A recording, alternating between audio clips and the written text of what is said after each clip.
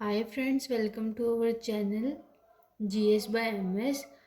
पिछले दो पार्ट्स में हमने फर्स्ट पार्ट पढ़ लिया और सेकंड पार्ट पढ़ लिया। अब हमारा थर्ड पार्ट है, जिसमें पहले पार्ट में हमने पढ़ा यूनियन एंड इट्स टेरिटरीज और सेकंड पार्ट में हमने पढ़ा सिटीजनशिप यानी नागरिकता के बारे में पढ़ा। अब हमारे पास तीसरा पार्ट क्या है, फंडामेंटल राइट्स यानी मौलिक अधिकार या मूल अधिकार जिसे बोलते हैं। ये अनुच्छेद या आर्टिकल 12 से लेकर 35 के बीच में आते हैं। फंडामेंटल राइट्स को मैग्ना कार्टा भी कहा जाता है, ठीक है। और ये जन्म सिद्ध अधिकार है, या फिर इसे क्या कहते हैं, नैसर्गिक अधिकार। नैसर्गिक यानी जो हमें जन्म से मिले हो, जो हमारे पैदा होते ही हमें जो अधिकार मिल जाते हैं वो क्या कहलाते हैं, हमारे मूल अधिकार कहलाते हैं, नैसर्गिक अधिकार कहलाते हैं। और ये हमने लिए कहाँ से, ये हमने अमेरिका से लिए हैं, ठीक है। ये अमेरिका के संविधान से ये लिया गया है। देखो क्या होता है कि अगर किसी के मूल अधिकारों का मतलब अवहेलना हुई है या हनन हुआ है, तो वैसे हमारे क्या सिस्टम होता है कि पहले जो डिस्ट्रिक्ट कोर्ट होती है, डिस्ट्रिक्ट कोर्ट से अगर वो सही नहीं है, सेटिस्फाइड नहीं है, तो वो हाई कोर्ट जाते हैं, हाई कोर्ट से भी सेटिस्फाइड नहीं है तो सुप्रीम कोर्ट जाते हैं। लेकिन हमें फंडामेंटल राइट्स के केस में, सिर्फ हमें फंडामेंटल राइट्स के केस में हम डायरेक्ट जो है वो सुप्रीम कोर्ट जा सकते हैं, ये हमें वो होती है। पर मान लो अगर सुप्रीम कोर्ट जाना किसी को मुश्किल लग रहा है या फिर उसके दूर पड़ता है, क्योंकि वहाँ पे जाएंगे तो तारीखें भी पड़ेंगी कोर्ट की, तो उस केस में क्या हो, वो हाई कोर्ट भी जा सकते हैं। तो हाई कोर्ट और सुप्रीम कोर्ट दोनों ही क्या है, मूल अधिकार के रक्षक है। राष्ट्र और ये क्या होता है, राष्ट्रपति के आदेश से कुछ समय के लिए इन्हें निलंबित कर सकते हैं। कुछ फंडामेंटल राइट ऐसे हैं जो राष्ट्रपति जब आदेश देता है, राष्ट्रपति शासन के टाइम, उस टाइम क्या होता है, वो रुक जाते हैं, मतलब वो उनकी पालना नहीं होती। और कुछ ऐसे होते हैं कि राष्ट्रपति शासन में भी वो रुक नहीं सकते, उन्हें कोई भी रोक नहीं सकता, वो हम आगे पढ़ेंगे, ठीक है।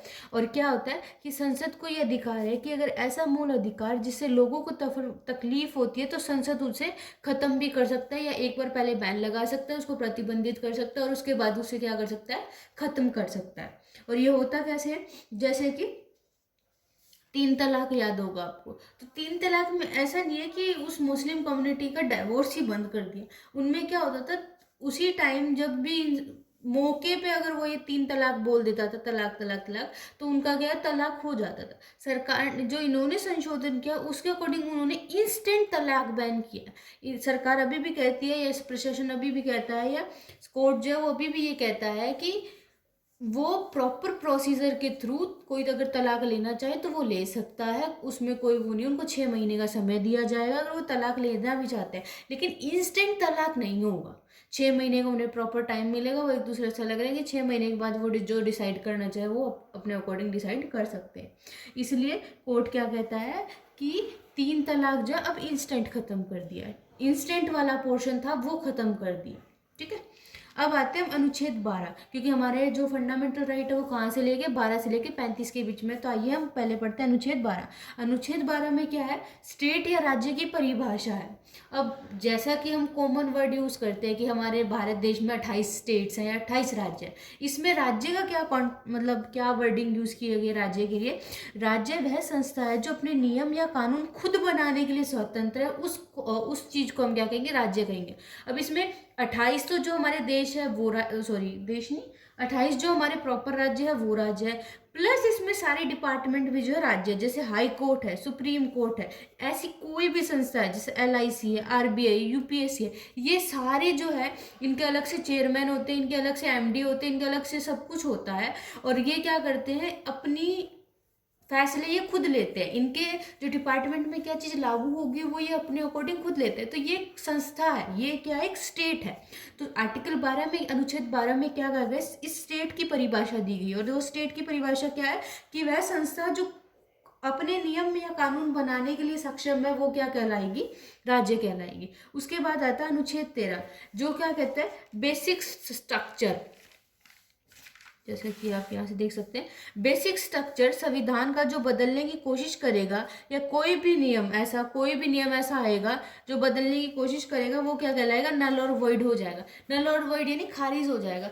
देखो जो कॉन्स्टिट्यूशन का बेसिक स्ट्रक्चर है ना, अब मतलब लोगों की सुविधा के लिए और फंडामेंटल राइट्स वो ऐड करना चाहे तो वो भी कर सकते हैं, उसमें कोई दिक्कत नहीं है। लेकिन जैसे 3 तलाक खत्म हुआ, वो चीज़ खत्म भी कर सकते हैं, ऐसी भी कोई बात नहीं है। लेकिन जो उसका मेन स्ट्रक्चर, बेसिक स्ट्रक्चर है ना कॉन्स्टिट्यूशन का, वो उस चीज़ से खराब नहीं होना चाहिए, ठीक है। तो वो आएगा। अगर ऐसा मतलब कुल मिला के क्या बात है कि हमने देखो अपने मूल अधिकार का उतना ही प्रयोग हो सकता है जितने दूसरों के मूल अधिकार का हनन ना हो। जैसे कि सपोज एक कॉमन सी बात लेते हैं कि हम यूँ कहते हैं कि हमें एक अभिव्यक्ति है, यानी हमें बोलने की आज़ादी है, हमें हमारे व्यूज़ एक्सप्रेस करने की आज़ादी है, या हमें राइट टू नो है, आरटीआई का अधिकार है। तो सपोज करो कि हमने किसी का फ़ोन लिया, फ़ोन पड़ा और हमने उसका फ़ोन उस पर मतलब हम उसके फ़ोन में कुछ ऐसी पर्सनल चीज़ें देख लें या कुछ भी लगा लो, उसका पर्सनल डाटा को हमने टच किया, तो हमने तो यूँ कहा कि ये तुम्हारा राइट टू नो है, मैं तो जानना चाहता हूँ, लेकिन उस पर्सन की राइट टू प्राइवेसी का हनन हुआ। तो ऐसा कोई भी इसमें क्या अल्पीकरण बोलते, जैसे आर्टिकल 13 में क्या आता है कि ऐसी चीज़ें नहीं हो सकती। पहली चीज़ तो ये कि कोई भी जो है कॉन्स्टिट्यूशन का, संविधान का बेसिक स्ट्रक्चर नहीं बदल सकता। अगर उसको कोई हनन करने की कोशिश करेगा, उसको कोई हार्म करने की कोशिश करेगा, तो वो ऑर्गेनाइजेशन कोई ऐसा जो कानून लाती है, नियम लाती है, वो अपने आप में नल और वॉइड यानी जीरो हो जाए, खारिज हो जाएगी। दूसरा इसने क्या बात कही कि अपने मूल अधिकार का उतना ही प्रयोग कर सकते हैं ताकि जितना दूसरे का नुकसान ना हो, सिर्फ उतना ही प्रयोग हो सकता है, मतलब उसका जो है मौलिक अधिकार वो खत्म ना हुआ हो। ठीक है। फिर आता है हमारा आर्टिकल 14 से 18, 12 से 13 हो गए। ये हमारी अलग अलग कैटेगरी है। टोटल हमारे जो है वो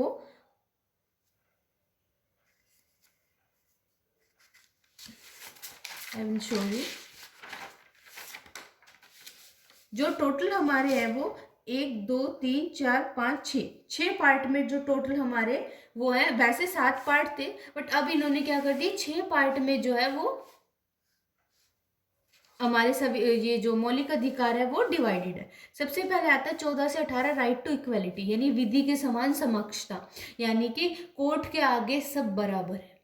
ठीक है, कोर्ट के आगे सब बराबर है। फिर आता है 19 से लेके 22 तक राइट टू फ्रीडम, स्वतंत्रता का अधिकार, यानी सबको इस देश में पूरी फ्रीडम है, पूरी स्वतंत्रता है, वो कहीं भी आ जा सकता है, उनको बोलने की आज़ादी है, उनको अपने व्यूज़ एक्सप्रेस करने की आज़ादी है। फिर आता है 23 से 24 राइट अगेंस्ट एक्सप्लॉयटेशन, यानी किसी का शोषण हो रहा है तो वो उसके खिलाफ क्या कर सकता है, अपनी आवाज़ उठा सकता है, तो वो उसके अपने शोषण के विरुद्ध अधिकार है।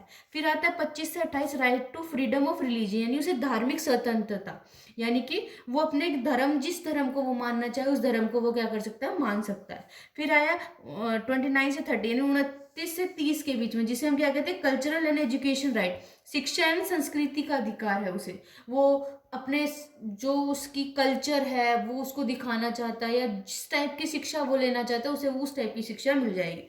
फिर आता था एक 31 आता था जिसे राइट टू प्रॉपर्टी कहते थे, अब इसे हटा दिया गया है, इसको आगे पढ़ेंगे हम, इसको हटा के इसको, पहले ये फंडामेंटल राइट था पर अब वो क्या है, कानूनी हक हो गया है। कानूनी हक बाध्य नहीं होता, फंडामेंटल राइट में ये है कि आप सुप्रीम कोर्ट जा सकते हैं। अब ये हटाया क्यों प्रॉपर्टी का, मान लो एक केस आया था जैसे कि कोई पुल बन रहा है या कोई कुछ भी गवर्नमेंट का डेवलपमेंटल काम चल रहा है, इंफ्रास्ट्रक्चर का काम चल रहा है, तो मान लो उसका बीच में अगर कोई भी खेत या जमीन का टुकड़ा या कुछ भी पड़ता है, तो पहले क्या था, वो उसका मालिकाना हक था। मान लो अगर सरकार उसे लेना चाहेगी या ले, तो वो साफ मना कर देगा कि नहीं ये तो मेरा मौलिक अधिकार है इसलिए मैं, तो वो क्या होगा, देश के विकास में जो है वो बाधा बनेगा। तो इसलिए वो कानूनी हक है, गवर्नमेंट क्या करती है उससे वो खरीद लेती है, और खरीदते टाइम उसको इतना पैसा देती है 4 गुना या बहुत ज़्यादा, 4 गुना 10 गुना, इस तरीके से अलग अलग जगह के अकॉर्डिंग उनको एक लिस्ट होती है कि कच्चे मकान कितने मिलेंगे, पक्के मकान कितने मिलेंगे, उपजाऊ भूमि के जो भी होता है उनकी एक प्रॉपर अपना भूमि अधिग्रहण नियम में उनका क्या होता है, एक लिस्ट बनी हुई होती है सारी चीज़ों की, तो वो मिलता है। ठीक है, तो वो यहाँ से हटा दिया ताकि देश के विकास में बाधा ना बन सके, right to property.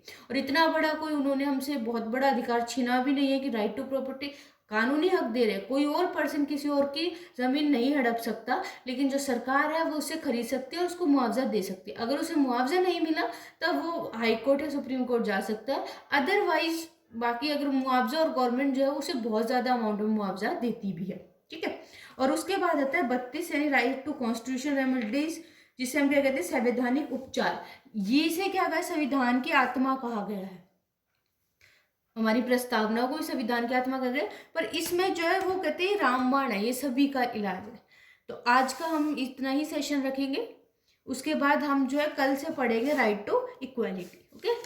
Thank you so much. आपको कैसा लगा प्लीज़ फीडबैक में ज़रूर बताइएगा। अगर आप कुछ भी इम्प्रूवमेंट चाहते हैं तो वो भी बता दीजिएगा कमेंट सेक्शन में शेयर करके। Thank you.